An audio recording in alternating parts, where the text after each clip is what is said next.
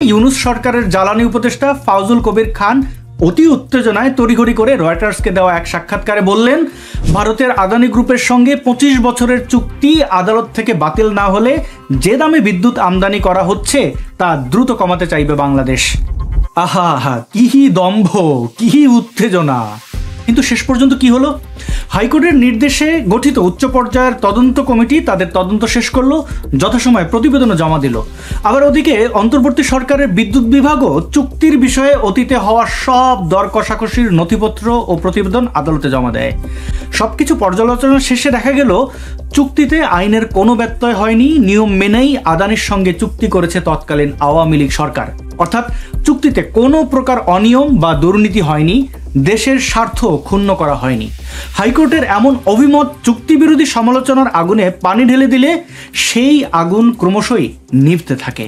পাশাপাশি মিডিয়া আর বুদ্ধিজীবীদের গলার জোরও দ্রুত কমতে থাকে।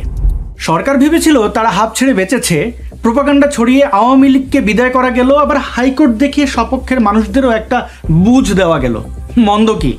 কিন্তু ঘটনা এখানেই শেষ হয় না, কারণ সুদানির যেখানে শেষ, আদানির সেখানে শুরু। অর্থাৎ ইউনূস সরকার খেলা শেষ করতে চাইলেও আদানি সেটা শেষ করতে চাইল না, খেলা গড়ালো দ্বিতীয় অর্ধে।